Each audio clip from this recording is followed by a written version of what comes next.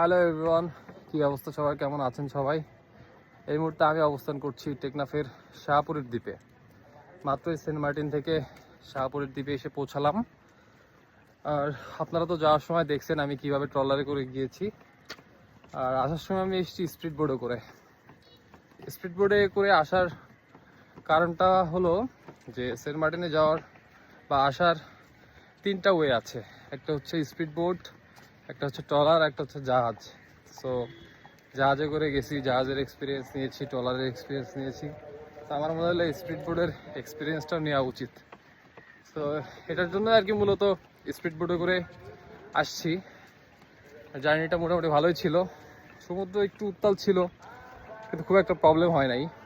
মোটামুটি 30 থেকে 32 minute time লাগছে আমার সেন্ট মার্টিন থেকে শাহপুরের দ্বীপে।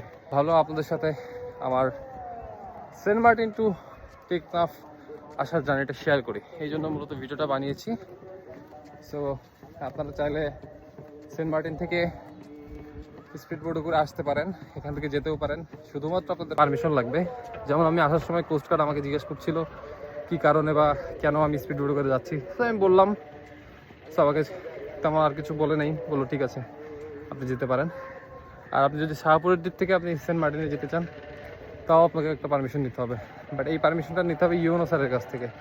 টেকনাফে যে ইউনো আছে তার কাছ থেকে এই পারমিশনটা নিতে হবে। সো আশা করছি আমার এই ইনফরমেশনমূলক ভিডিওগুলো আপনাদের সেন্ট মার্টিন আসার জার্নিটা আরও ইজি করে দিবে। সো যদি আমার ভিডিওগুলো ভালো লাগে শেয়ার করতে পারেন।